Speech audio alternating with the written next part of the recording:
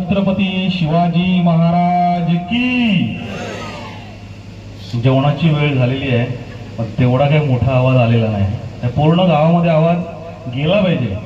बाळामामा म्हात्रे गावामध्ये आले आहेत हे सगळ्यांना कळलं पाहिजे। आणि म्हणून पुन्हा एकदा छत्रपती शिवाजी महाराज की।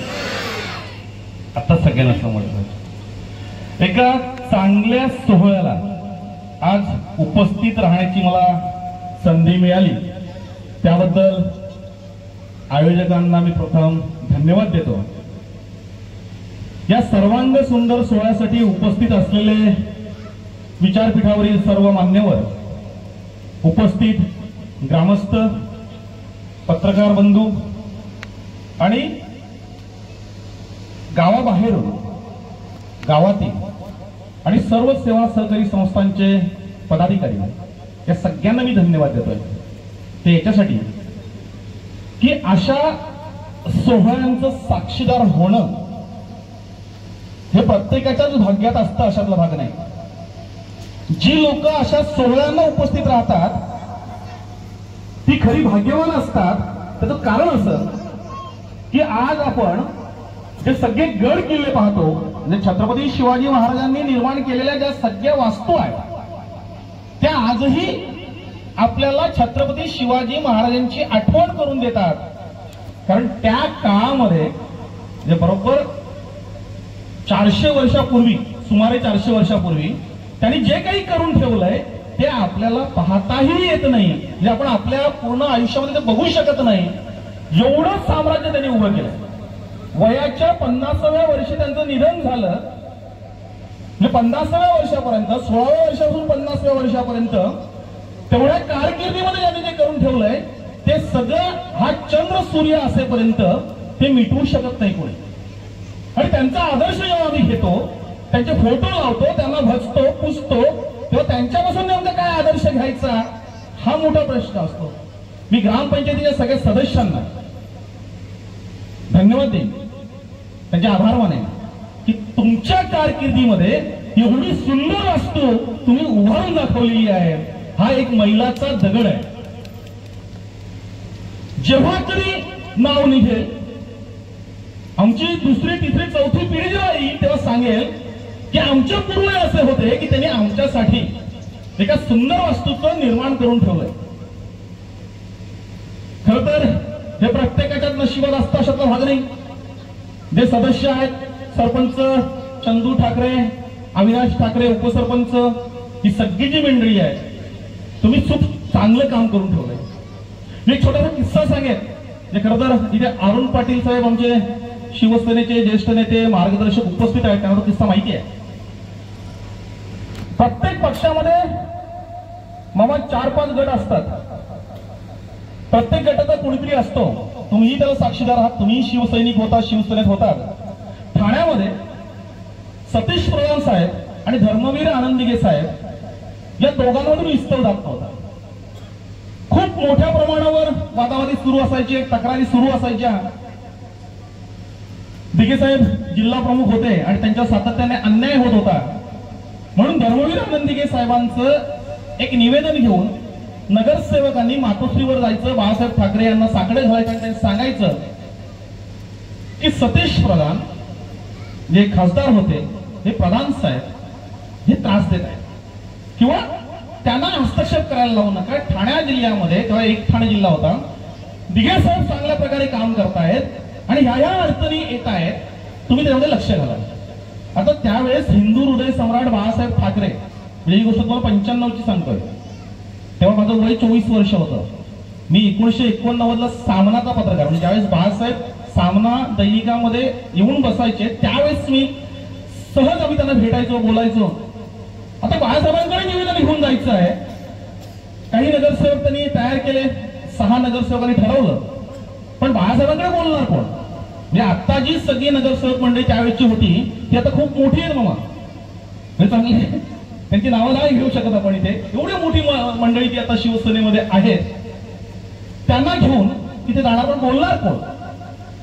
म्हणून दिगे साहेबांनी सांगितलं की शरद पाटील हे नेहमीचा बलीचा बकरा, आता तसा इथे मी बलीचा बकरा झालोय, आता कसा झाला ते तुम्हाला नंतर सांगतो, पण त्यावेळेसही पत्रकार मी झालो होतो, त्यांनी सांगितलं याला घेऊन जा, हा बोलेल. नवीनच पत्रकार, आता पत्रकाराच्या हातामध्ये एकदा कार्ड आलं, पत्रकार झाला आणि त्यामध्ये मी संपादक.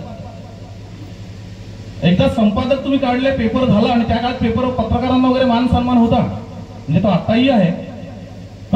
तेव्हा आम्ही जमिनीच्या 5 फूट वरूनच चालायचो. त्यामुळे ठीक आहे, नगरसेवक येत आहेत, बाळासाहेबांना भेटायचं आहे, सहज आपण जाऊ. बाळासाहेबांकडे गेलो, एकही नगरसेवक काहीही बोलला नाही. निवेदन होतं, बाळासाहेबांच्या हातात दिलं. बाळासाहेबांकडे काय आलात? मी भडबड भडबड भडबड जे मला सांगितलं होतं ते बोलून गेलो. बाळासाहेबांचा पारा चढत होता, बाळासाहेब बोलत नव्हते. सगळं ऐकून घेतलं आणि त्यांनी सांगितलं तुमचं झालं सगळ्यांचं? त्यांनी सांगितलं हो. मग सगळ्यांनी बाहेर जा. आम्ही जेव्हा बाहेर जायला निघालो त्यांनी सांगितलं तू थांब, तू बस. या सगळ्या नगरसेवकांना अक्षरशः घाम फुटला होता की आता काही खरं नाही, बाळासाहेब याची काही ठेवणार नाही आहे, कारण हाच बोललाय, आम्ही तर काही बोललो नव्हतो. ते बाहेर गेले. मला बाळासाहेबांनी सांगितलं की तुला सतीश प्रधान किती माहिती आहे? तुला माहिती आहे, खासदार आहेत ते. तुकडे नाही, तुम्ही जी तक्रार घेऊन आले, जे तक्रार घेऊन येणार आहे ज्याच्याबद्दल असतात त्याचा पूर्ण इतिहास भूगोल वाचला पाहिजे, तर तू पत्रकार. तू कसला पत्रकार? तुला सतीश प्रधानच माहित नाहीये. सतीश प्रधानांनी जे काम केलंय ते तुला माहितीये का? मी आधीच घाबरलेलो आणि बाळासाहेबांना उत्तर द्यायचं आहे. बाळासाहेबांना उत्तर देऊ शकलो नाही. बाळासाहेबांनी सुरुवात केली. गडकरी रंगातून बघितलंस, दादोजी कोंडदेव स्टेडियम बघितलंस, हो, तलावपाली बघितलं. बाळासाहेबांनी एका पाठोपाठ एक नावं घ्यायला सुरुवात केली. मी हैराण होतो की एवढा मोठा माणूस, पूर्ण हिंदुस्थानामध्ये ज्यांचं नाव आहे बाळासाहेब ठाकरेंचं, त्यांना ठाणे शहरातली वास्तूंना वास्तू परिचित होती आणि ती सतीश प्रधानांनी उभारले हे ते ठासून सांगत होते. त्यांनी सांगितलं ते पहिले नगराध्यक्ष जेव्हा झाले, म्हणजे महापौर पद हे आता आलंय, ते तेव्हा नगराध्यक्ष होते. नगराध्यक्ष असताना त्यांनी हे सगळं जे उभारलंय ना, त्याच्यामुळे ठाण्याचा चेहरा मोहरा बदललाय. शिवसेनेला मान सन्मान नाव जे काही मिळालंय ते ठाण्यातून मिळालंय आणि त्याची पालमुळची, त्याची बीज आहे ती सतीश प्रधान यांनी रोवलेली आहे आणि तुम्ही त्यांची तक्रार घेऊन आलात. बाळासाहेबांनी काय झापायचं ते झापलं होतं. मी या कार्यक्रमाला येताना मला आवर्जून त्या वाक्याची आठवण झाली की जी मोठी लोक असतात ती लोक तुम्ही काय उभारून ठेवलंय. त्या पदावर असताना, मी जिल्हा परिषद सदस्य असताना, मी पंचायत समिती सदस्य असताना, मी ग्रामपंचायत सदस्य असताना मी काय दिवे लावले याची साक्ष तो मतदारसंघ जेव्हा देतो तेव्हा त्या पदाला तुम्ही न्याय देण्यासारखं असतं. आणि म्हणून मी ज्यावेळेस सांगितलं की बळीचा बकरा ठरलो, नवनीत आहे का इकडे? नवनीत ठाकरे यांचा फोन आला. म्हणजे ज्यावेळेस ही सगळी मंडळी मला निमंत्रण द्यायला आली, तसं कोणी मला सन्मानाने बोलवत नाही. तुमच्या लोकांनी सन्मानाने बोलवलं. पहिली गोष्ट, मी बोलवल्याशिवाय कुठेच जात नाही आणि सहसा मला कोणी बोलवत नाही, त्याच्यामुळे व्यवस्थित चाललंय माझं. यांनी पत्रिकेत नाव टाकलं, ज्येष्ठ पत्रकार लिहिलं, मला बोलवलं. मी जेव्हा त्याचा फोटो काढला यांनी पत्रिका देताना माझ्या फेसबुकवर टाकला तेव्हा मला लगेच फोन आला. माझे फॉलोअर्स खूप आहेत ना, म्हणजे युट्यूबवर 1,60,00,000च्या वर व्ह्युअर्स आहेत. म्हणजे मी टाकलेला फोटो, मी टाकलेली कुठलीही गोष्ट एका मिनिटात ते व्हायरल होते. मला फोन आला, त्या कार्यक्रमाला कोणीच जाणार नाही. का नाही म्हणे, ते कार्यक्रम नवनीत ठाकरे यांनी केला. मी असेल नवनीत ठाकरे, काय प्रॉब्लेम काय? त्यांनी काही पाप केलंय, त्यांनी काही गडबड केलंय, घोटाळा केलाय, काय केलंय काय नक्की? तर नाही म्हणे कोणीच जाणार नाही. मी जाणार आहे. मी सगळ्यांच्या आधी येऊन बसलो. इथे आल्यानंतर सांगितलं की आपल्या पक्षाचं तर कोण नाही आलेलं. मी सांगितलं नसेल आलेलं, मला काय प्रॉब्लेम आहे. पक्षातून केव्हा काढतात? जेव्हा कुठलं तरी तुमच्याकडे पद असतं तेव्हा. मी 1990 पासून आहे, माझ्याकडे कुठलंही पद नाहीये. अरुण पाटील साहेबांना माहिती आहे, पदच नाहीये. कोणत्या पदावरून काढणार? पण ज्या पद्धतीने विरोध झाला तुम्ही बघितला, तो विरोध बघितल्यानंतर सांगितलं या लोकांनी चांगलं काम केलंय, यांच्यासाठी जायलाच हवं. आणि म्हणून या उद्घाटनाला आपण सर्वजण उपस्थित राहिलो. जे जे उपस्थित राहिलं त्यांचं स्वागत आहे, त्यांचं कौतुक आहे. खास करून मी बाळामामांसाठी बोलत, बाळामामांच्या हस्ते या वास्तूचं उद्घाटन झालं. खरं तर खूप सारी लोक, म्हणजे एकदा मी मुख्यमंत्री मनोहर जोशी साहेबांकडे गेलो होतो आणि सांगितलं की तुम्ही कार्यक्रमाला यायचं आहे. आता मनोहर जोशी साहेबांचा कार्यक्रम मला माहित होता, त्या दिवशी येणार नाही. काही सांगितलं हो मी येतो. मी त्याला विचारलं तर सर तुम्ही कार्यक्रम जाणार नाही, त्या दिवशी आपला कार्यक्रम महाडलाय. त्याने म्हणले राहू दे रे, त्या कोनशिलेवर जे नाव येतं ना ते महत्वाचं आहे. ती लोक कोनशिलेवर नाव टाकतील, त्या कोनशिलेवर नाव येण्यासाठी बरेचसे लोक म्हणतात आम्ही कार्यक्रमाला येऊ, प्रत्यक्षात त्या कार्यक्रमाला ती जात नाही. ती कोनशिला खूप महत्वाची असते. मग आडगावला आमचे एक मित्र आहेत संजय निमसे म्हणून, एकदा त्यांच्या कार्यालयामध्ये मी गेलो. एक म्हातारा माणूस त्या कार्यालयामध्ये येऊन बसला होता बाहेर. मी संजयला सांगितलं आपले राहू दे, ते येऊन बसलेत केव्हापासून, त्यांची भेट घे, त्यांचं काय काम आहे ते सांग. तो संजय निमसेने सांगितलं तर ते फक्त येत आहेत त्या कोनशिलेवर त्यांचं नाव आहे ते अजून आहे ना हे बघण्यासाठी येत आहेत. हे नवीन बॉडीने काही काढून तर नाही टाकलं ना. म्हणजे कोनशिलेला एवढी किंमत आहे, त्या कोनशिलेला एवढं महत्व आहे. या ग्रामपंचायतीची पायरी चढणारा प्रत्येक जण ते नावच आहे, सांगेल ही लोक साक्षीदार होती या क्षणाची. बाळा मामा तुमच्या हस्ते या वास्तूचं उद्घाटन झालेलं आहे. तुमचे पाय त्या वास्तूला लागलेले आहेत. आमच्या अरुण पाटील साहेबांनी सांगितलं की अजून काही वास्तू उभारा. तुम्ही तुमचा कार्यकाळ किती आहे, अजून किती वेळा तुम्ही खासदार होणार आहात, याच्यापेक्षा तुम्ही आज जे आहात त्या दरम्यान तुम्ही नेमकं तुमच्या मतदारसंघात काय उभारलंय, तुम्ही काय उभारताय हे खूप महत्वाचं आहे. मी सल्ला देणं एवढा मोठा नाही आहे, पण एवढंच सांगेन की चमत्कार दाखवल्याशिवाय कोणी नमस्कार करत नाही. तुमचा चमत्कार अजून लोकांना दिसलेला नाही. आणि पत्रिका बघितली म्हणजे 15 नावं निमंत्रक आहेत, अधिकाऱ्यांची नावं आहेत. म्हणजे अधिकाऱ्यांना काय वावडं मला माहित नाहीये, कर्मचाऱ्यांना. त्या मतदारसंघामध्ये खासदार आल्यानंतर एक प्रोटोकॉल असतो. म्हणजे आमचा साधा जिल्हा परिषद सदस्य जर त्या मतदारसंघात जाणार असेल तर जिल्हा परिषदेचे जे कर्मचारी आहेत त्यांनी तिथे उपस्थित राहिलं पाहिजे. हा शासनाचा जिया. जेव्हा खासदार येतोय तर त्या तालुक्यातील सगळे अधिकारी पदाधिकारी हे उपस्थित राहणं गरजेचं आहे. मी बघितल्यानंतर आमचे एक ज्युनियर इंजिनियर आहेत शरद बोडके, ते लागत आले काय बसते पण मागे बसलेत. बाकी कोणीही इथे आलेलं नाही. आणि म्हणून मामा चमत्कार करावा लागेल. बाळा मामा कोण आहेत हे तुम्हाला दाखवावं लागेल. कारण आम्ही आधीच्या खासदारांची कारकीर्द बघितलंय. म्हणजे कपिल पाटील जिथे जात होते तिथे ही सगळी अधिकारी मंडळी हात जोडून उभे राहत होते रांगेमध्ये. कपिल पाटील 12 वाजता येणार असतील तर ते 11 वाजता तिथे हात जोडून उभे होते. कारण मी अनेक ठिकाणी अनेक कार्यक्रमांना उपस्थित असायचो. कार्यक्रम विरोधकांचा असो, आपला असो की आणखी कोणाचा असो, तो चांगलं करतोय ते महत्वाचं आहे. पण जर खासदार येणार असेल आणि अधिकारी जर उपस्थित असतील तर तुमच्या पीएना सांगून तो प्रोटोकॉल फॉलो करायला लावा. आदल्या दिवशी तो कार्यक्रम त्यांना पोहोचला पाहिजे.